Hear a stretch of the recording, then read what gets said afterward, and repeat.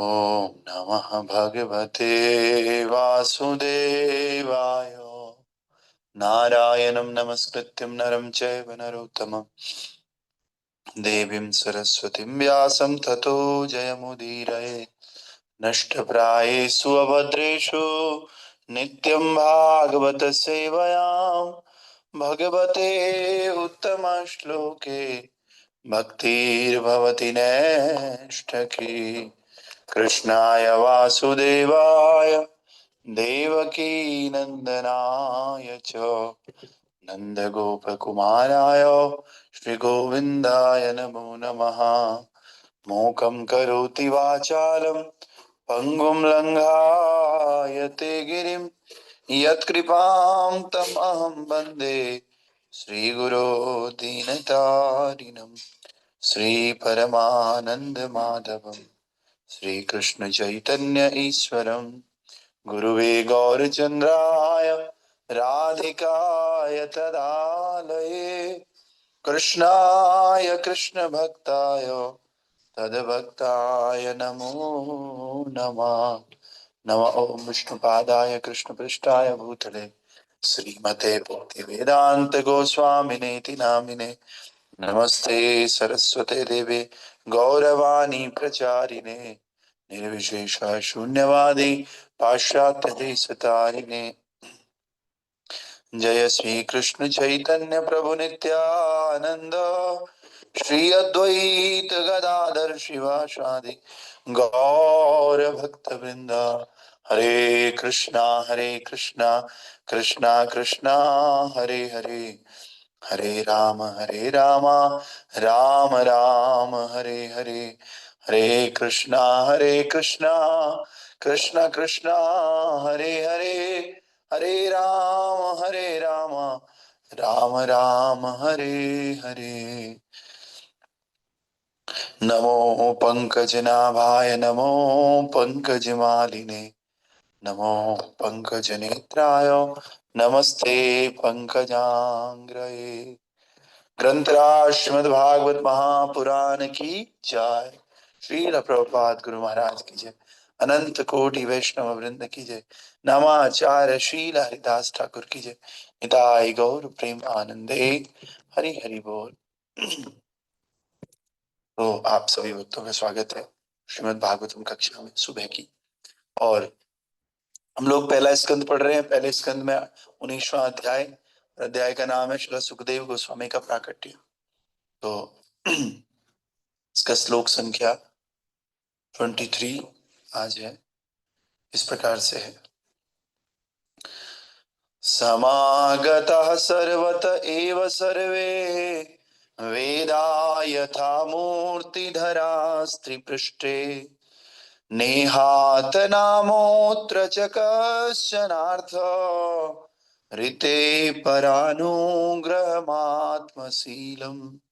समागतः सर्वत एव सर्वे वेदा यथा मूर्तिधरा स्त्रीपृष्ठे नेहाथ नामुत्र च कश्चनार्थ ऋते परानुग्रहमात्मशीलम्।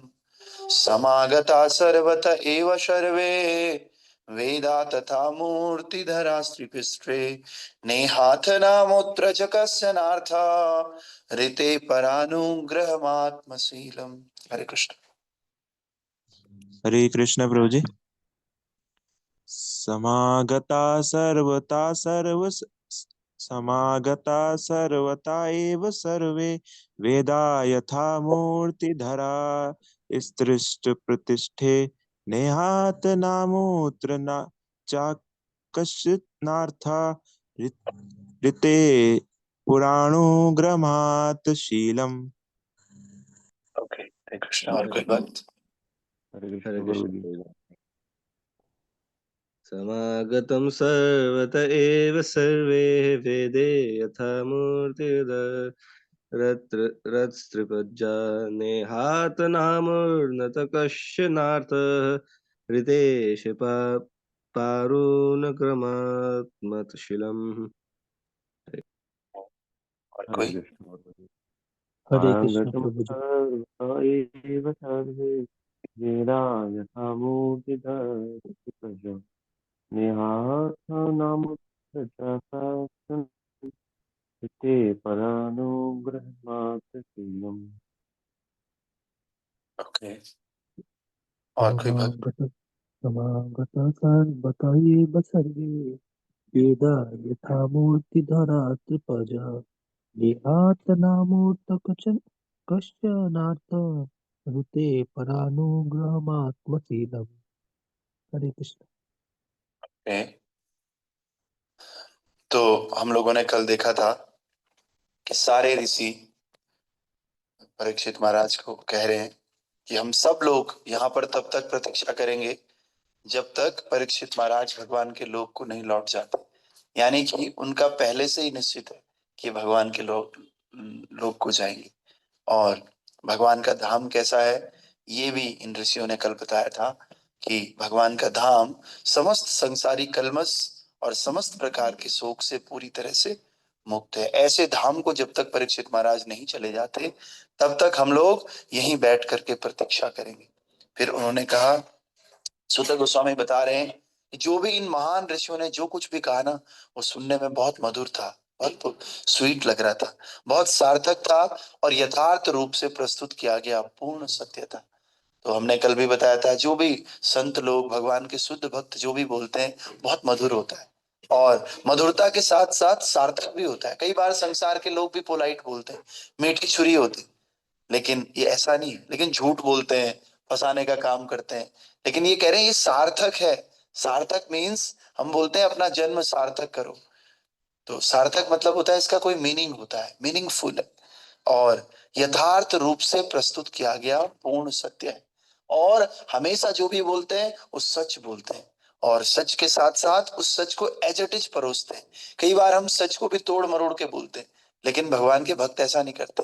भगवान के भक्त एज इट इज। इसलिए प्रभुपाद जी ने वेदों के और हमारा जो वैदिक लिटरेचर है, भगवत गीता है, उसको एज इट इज दूसरों तक पहुंचा है।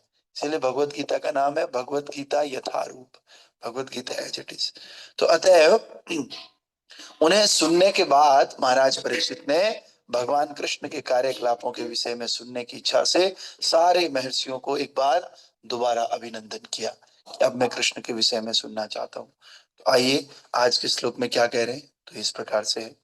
राजा ने कहा, परीक्षित महाराज कह रहे हैं, हे महर्षियों, आप ब्रह्मांड के कोने कोने से आकर यहाँ पर कृपा पूर्वक एकत्र हुए। आप सभी परम ज्ञान के मूर्तिमंत स्वरूप हैं, जो तीनों लोगों के ऊपर के लोग यानी कि सत्य लोक के निवासी हैं। फलस्वरूप आपकी स्वाभाविक प्रवृत्ति अन्य व्यक्तियों का कल्याण करने की है और इसके अतिरिक्त इस जीवन में या अगले जीवन में आपकी अन्य कोई रुचि नहीं है। तो सोचिए, कहाँ कहाँ से, देश विदेश से और इस पृथ्वी के कोने कोने से संत लोग वहां पर एकत्र हो रहे हैं। क्यों एकत्र हो रहे हैं? एक भक्त है परीक्षित महाराज, जिसका 7 दिन बाद शरीर अंत हो जाना है और उसका कल्याण करने के लिए ये लोग यहाँ पर आ रहे हैं। हम में से कितने लोग हैं किसी व्यक्ति के कल्याण के लिए ज्यादा दूर नहीं, हरिद्वार तक भी पहुंच जाएंगे? नहीं। जब कोई खत्म हो जाता है तो हम हरिद्वार तक जाने के लिए भी सोचते हैं, कहीं मेरा रूटीन डिस्टर्ब ना हो जाए, कहीं मेरा ये काम ना छूट जाए। लेकिन ऋषि जो होते हैं, संत लोग, वास्तव में संत की एक ही डेफिनेशन है। संत की डेफिनेशन है जो दूसरों के कल्याण के लिए हर समय तत्पर रहे, दूसरों के कल्याण के लिए अपना कंफर्ट जोन छोड़ दे, उसको संत कहते हैं। तो इसी प्रकार से ये सारे संत लोग यहाँ पर इकट्ठे हुए और ये सभी ज्ञान के मूर्तिमंत स्वरूप होते हैं, क्योंकि जब ज्ञान होगा तभी तो कल्याण करेगा। अज्ञानी व्यक्ति कैसे किसी का कल्याण कर सकता है? तो इसके अतिरिक्त इस जीवन में या अगले जीवन में आप लोगों की अन्य कोई रुचि नहीं है। जैसे प्रभुपाद जी, प्रभुपाद जी की दूसरी कोई इंटरेस्ट है ही नहीं, प्रभुपाद जी का एक ही इंटरेस्ट है, कैसे भी करके ये सारे संसार के जीव भगवान के धाम को चले जाएं, कैसे भी करके ये लोग भगवान का नाम ले लें, कैसे भी करके कथा सुन लें। बस प्रभुपाद जी ने इसीलिए मंदिर बनाए, इसीलिए सारी बुक्स लिखी और इसीलिए प्रभुपाद जी ने पूरे धरती का भ्रमण किया, कई देशों का भ्रमण किया। एक ही रुचि थी कि कैसे अन्य व्यक्तियों का कल्याण हो जाए। प्रभुपाद जी का कल्याण तो हो ही चुका था। तो इसी प्रकार से तात्पर्य में देखते हैं प्रभुपाद जी क्या बता रहे हैं। तात्पर्य भाई अर्चनीय बंदनीय प्रातः स्मरणीय जगत गुरु श्रील प्रभुपाद जी द्वारा, श्रील प्रभुपाद की जय। प्रभुपाद बता रहे हैं 6 तरह के ऐश्वर्य हैं, आप लोग जानते भी हो, संपत्ति, बल, यश, सौंदर्य, ज्ञान और वैराग्य। तो ये सब मूलतः भगवान के गुण हैं। भगवान के पास जब सबसे ज्यादा संपत्ति है, सबसे ज्यादा बल है, सबसे ज्यादा फेम है, सबसे ज्यादा सुंदरता है और सबसे ज्यादा ज्ञान है। ये पांच चीजें भगवान के पास सबसे ज्यादा है। और इन पांच चीजें होने के बाद भी सबसे ज्यादा वैराग्य भी भगवान के पास है। हमारे पास भी इनमें से कोई चीज हो सकती है, लेकिन हमारा उनके प्रति वैराग्य नहीं आता है। जब भी कोई चीज आती है, चाहे धन आ जाए, चाहे फेम आ जाए, चाहे बल आ जाए, चाहे सुंदरता आ जाए, चाहे ज्ञान ही क्यों ना आ जाए, हम लोगों को उससे अटैचमेंट हो जाती है कि मैं भाई ज्ञानी हूं, मैं वैरागी हूं, मैं संपत्ति वाला हूं, मैं बल वाला हूं। लेकिन भगवान में ये सारी चीजें होने के बाद भी सबसे ज्यादा वैरागी अगर कोई है तो वो भगवान ही है। भगवान डिटैच है इन सब चीजों से। परम पुरुष के अंश स्वरूप जीवों में ये सभी गुण आंशिक रूप से अधिक 78% पाए जाते हैं। तो जो भगवान के अंश हैं उनमें ये 78% ये सारे गुण पाए जाते हैं। और भौतिक जगत में ये गुण भौतिक शक्ति द्वारा उसी प्रकार ढके रहते हैं जिस प्रकार सूर्य बादल से ढका रहता है। मेघों से आच्छन्न सूर्य की शक्ति मूल तेज की तुलना में मंद रहती है। इसी प्रकार ऐसे गुणों से युक्त जीवों का मूल रंग प्रायः लुप्त रहता है। ब्रह्मांड में लोगों के तीन वर्ग हैं जिनके नाम है अधोलोक, मध्यलोक और ऊर्ध्वलोक। पृथ्वी के मनुष्य मध्य लोक में रहते हैं, लेकिन ब्रह्मा जैसे जीव तथा उनके समकालीन जीव ऊर्ध्व लोकों में रहते हैं, जिनमें से सत्यलोक सबसे ऊपर है। सत्यलोक के सभी निवासी वैदिक विद्या में पूरी तरह से निपुण होते हैं और इस प्रकार माया रूपी बादल साफ हो जाता है। फलस्वरूप वे साक्षात वेद कहलाते हैं। ऐसे पुरुष संसारी तथा दिव्य दोनों प्रकार के ज्ञान से पूर्ण होने से संसारी तथा दिव्य लोकों में कोई रुचि नहीं रखते। वे एक प्रकार से इच्छा रहित भक्त हैं। पार्थिव जगत में उन्हें कुछ भी प्राप्त नहीं करना रहता है और दिव्य जगत में वे स्वयं में पूर्ण रहते हैं। तो फिर वे पार्थिव जगत में क्यों आते हैं? वे भगवान के आदेशों से विभिन्न लोकों में पतित आत्माओं का उद्धार करने हेतु मसीहा के रूप में आते हैं। मसीहा मतलब उद्धार करता। वे पृथ्वी लोक में आते हैं और विभिन्न परिस्थितियों में मनुष्यों का कल्याण करते हैं। उन्हें इस संसार में भौतिक शक्ति द्वारा भ्रमित सड़ रहे पतित आत्माओं का उद्धार करने के अतिरिक्त अन्य कोई कार्य नहीं रहता है। तो एक बात हमने सीखी अभी कि तीन तरह के लोग हैं। एक सबसे ऊपर वाला, सबसे नीचे वाले और बीच वाले।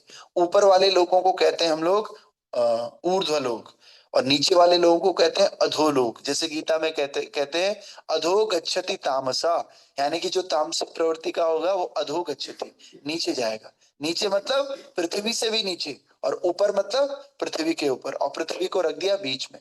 टोटल 14 लोक है। तो इन 14 लोकों में ऊपर के लोकों में सबसे ऊपर कौन है? ब्रह्मलोक, ये जिसे सत्यलोक भी कहते हैं। जैसे सौर्य प्रभु कल प्रश्न कर रहे थे कि जो ब्रह्मलोक में क्या वो भगवान के धाम जाएगा? मैं कह रहा हूँ मैक्सिमम लोग भगवान के धाम जाते हैं सत्यलोक से, क्योंकि सत्यलोक में वो सतोगुण से भी ऊपर उठ जाते हैं। वो लोग सतोगुण के स्तर पर रहते हैं और माया पूरी तरह से साफ हो जाती है वहां पर, और वो पूरी तरह से पूर्ण हो जाते हैं, इच्छा रहित हो जाते हैं ब्रह्मा जी के लोक के आसपास। तो फिर वो इस जगत में क्यों आते हैं? तो भगवान कह रहे हैं उनका एक ही कारण है, केवल वो दूसरों का कल्याण करने के लिए रुचि रखते हैं, बस इसीलिए वो आते हैं। कोई भी संत बड़ा आपको दिख जाए, महात्मा दिख जाए, आप ये समझ लीजिए कि वो यहाँ पर महात्मा नहीं बना है, वो पहले से ही महात्मा है। ऊपर के लोगों से उतरा है, उतर करके नीचे आया है कि भाई नीचे वालों का उद्धार कर लेते हैं। और हम लोग भौतिक शक्ति में भ्रमित हैं, सड़ रहे हैं। देखो हर किसी को डिफिकल्टी होती है भक्ति करने में। हमारे गुरु महाराज हैं, महाराज को बचपन से ही कोई डिफिकल्टी नहीं।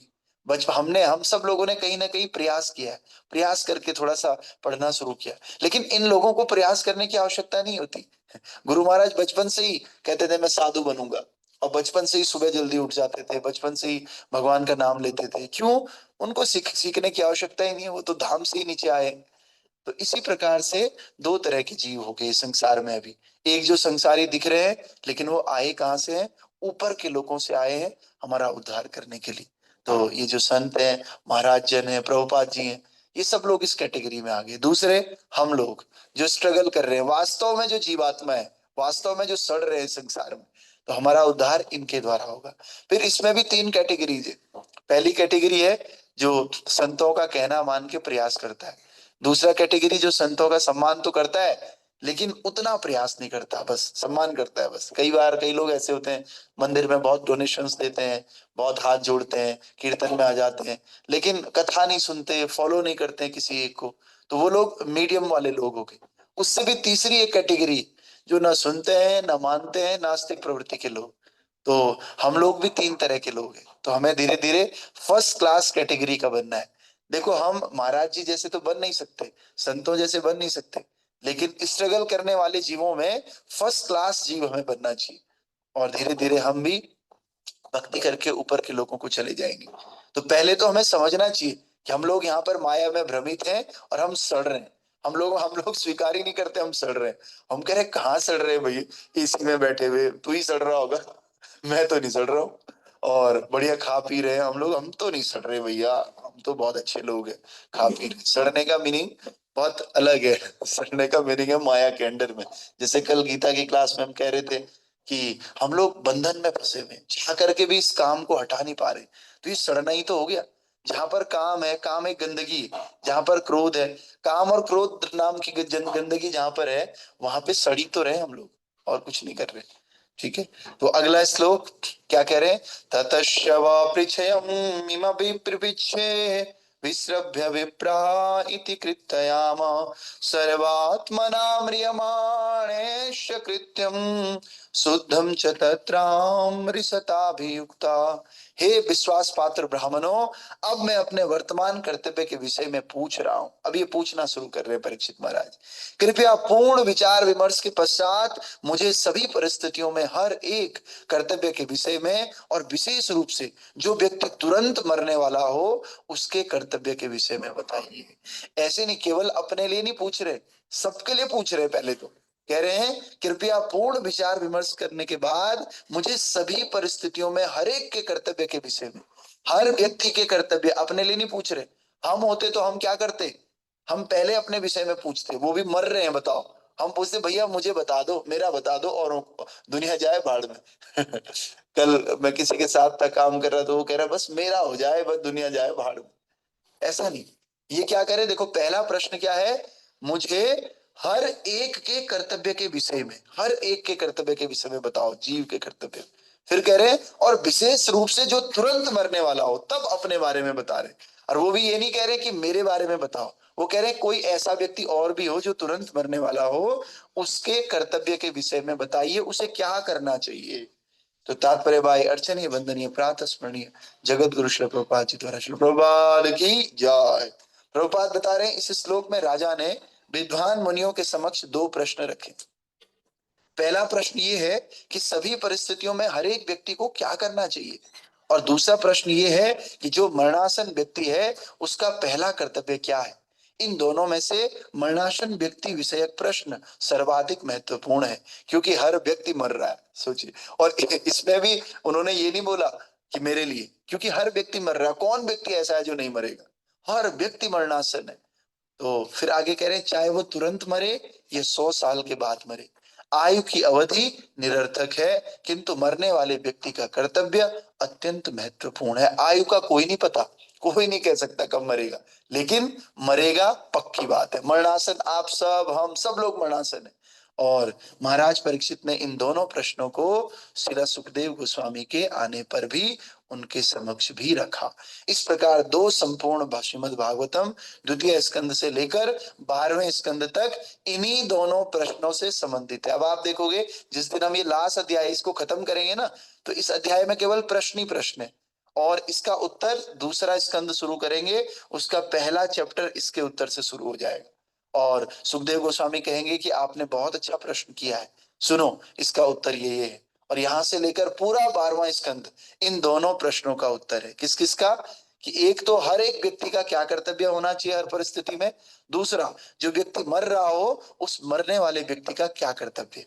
इन दोनों प्रश्नों का उत्तर श्रीमद् भागवतम कहलाता है, सीधी सी बात। और फिर आगे कह रहे हैं इनमें से जो निष्कर्ष निकला वो ये है कि भगवान श्री कृष्ण की भक्तिमय सेवा ही जीवन में हर एक का स्थायी कर्तव्य है, जिसकी पुष्टि स्वयं भगवान ने श्रीमद् भगवत गीता के अंतिम अंशों में की थी। इसमें से पहले प्रश्न का अंतर क्या है? जो किसी भी क्षेत्र में किसी भी परिस्थिति में क्यों ना हो, हर व्यक्ति का कर्तव्य है वो भगवान की भक्तिमय सेवा करे बस।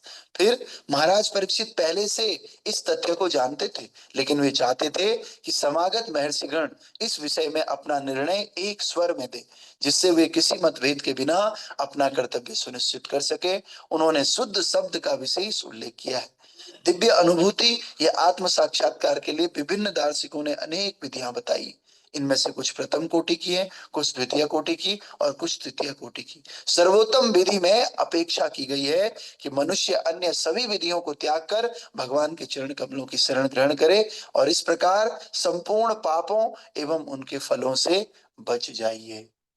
तो देखिए, परीक्षित महाराज पहले से ही इस बात को जानते थे। उन्होंने तो भाई गर्भ में ही भगवान का दर्शन कर लिया था। जिस व्यक्ति ने गर्भ में ही भगवान का दर्शन कर लिया हो, जिसके मम्मी पापा दोनों भक्त हो, मम्मी पापा नहीं, दादा दादी सब लोग, पूरे पांडव लोग भक्त थे, भगवान के महान भक्त, तो क्या उसको पता नहीं होगा जीवन का कर्तव्य क्या है? जो कि एक राजा है, राजर्षि है, और जो पूरे राज को चला रहा है, और जो कलयुग तक को माफ कर दे रहा है, भक्तों की क्वालिटी जिसके अंदर है, उनको सब कुछ पता है। लेकिन वो क्या कह रहे हैं? ताकि इस बात को सारे ऋषिगण एक साथ एक स्वर में बोलें कि जीवन का कर्तव्य भगवान श्री कृष्ण की भक्तिमय सेवा करना है। इससे और ज्यादा स्टेप लग जाएगी। और दूसरा, जो आने वाले लोग हैं, आने वाले लोग इस बात को सीखेंगे। वास्तव में देखा जाए तो वो अपने लिए कुछ कर ही नहीं रहे, वो सब कुछ किसके लिए कर रहे हैं? आप और हमारे लिए कर रहे हैं, पूरी दुनिया के सामान्य जीवों के लिए ऐसा कर रहे हैं। और दूसरी बात क्या है? प्रभुपाद जी बता रहे हैं कि दिव्य अनुभूति या सेल्फ रियलाइजेशन के लिए अनेक अनेक फिलोसोफर्स ने अलग अलग बातें बताई। तो प्रभुपाद जी इनको तीन कैटेगरीज में डिवाइड कर रहे हैं, प्रथम कोटि की, द्वितीय कोटि की और तृतीय कोटि। First class method, second class method और थर्ड क्लास मेथड। आप कहीं भी जाओ, चाहे आपको यहाँ से हल्द्वानी जाना है मान लिया, तो वहां जाने के लिए भी दो तीन तरीके होंगे। हर काम को करने के दो तीन तरीके होते, उसमें से सबसे बेस्ट, थोड़ा सा कम बेस्ट और एकदम थर्ड क्लास, तीन तरह के। ऐसे ही भगवान को प्राप्त करने के भी तीन मेथड, प्रथम कोटि, सेकंड क्लास और थर्ड क्लास। तो फर्स्ट क्लास प्रभुपाद जी कह रहे हैं कि सबसे फर्स्ट क्लास का जो मेथड है वो ये है कि मनुष्य सभी विधियों को त्याग करके भगवान के चरण कमलों की शरण ग्रहण करे और इस प्रकार संपूर्ण पापों एवं उनके फलों से बचा जाए।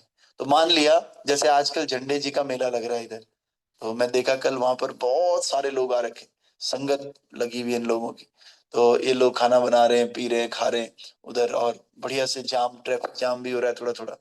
तो ऐसे ही मान लिया कोई प्रोग्राम हो, और वो प्रोग्राम हमारे इस्कॉन के कोई महाराज दे रहे हो कहीं पर चौपाटी में, तो तीन मेथड है, या तो महाराज जी के साथ चले जाओ उनकी गाड़ी में बैठ करके, और या तो उनके जो और जाने वाले हैं उनके साथ चले जाओ, जो कि उतने कनेक्टेड नहीं है, मैनेजमेंट में भी नहीं है, लेकिन जा रहे हैं, वो भी वहीं जा रहे हैं। और तीसरे जो नहीं जा रहे हैं, कोई नहीं जा रहे हैं, अकेला है, बस आपको पता भी नहीं कहाँ जाना है। तीन विधियां हैं। तो मेरे ख्याल से सबसे अच्छी विधि वो होगी कि महाराज जी के गाड़ी में ही बैठ के चले जाओ, क्योंकि महाराज ने ही प्रोग्राम देना है, महाराज नहीं होंगे तो प्रोग्राम होगा ही नहीं। तो सबसे सुरक्षित और सबसे अच्छी विधि क्या है? महाराज जी कह रहे हैं 6 सीटर गाड़ी है, दो लोग हम पहले से हैं, 4 सीट और बची हुई। तो एक तरुण प्रभु आ जाओ, एक रूपा गोस्वामी तुम आ जाओ, और एक हार्दिक तुम आ जाओ, और एक माता को भी ले लो, 4 लोग। तो हमें क्या करना चाहिए? हमें और भक्तों के साथ जाना चाहिए ट्रेन में धक्का मुक्की में, या फिर बिना भक्तों के जाना चाहिए जो कुछ जानते भी नहीं है, और या फिर महाराज जी के साथ ही जाना चाहिए उस गाड़ी में? जो बुद्धिमान व्यक्ति होगा वो बोलेगा नहीं महाराज जी मैं जाऊंगा, भले मुझे एक कोने में ही जगह मिल जाए, मैं आपके साथ ही आऊंगा। तो प्रोग्राम तक पहुंचने का सबसे सिक्योर मार्ग है उन्हीं के साथ चले जाओ।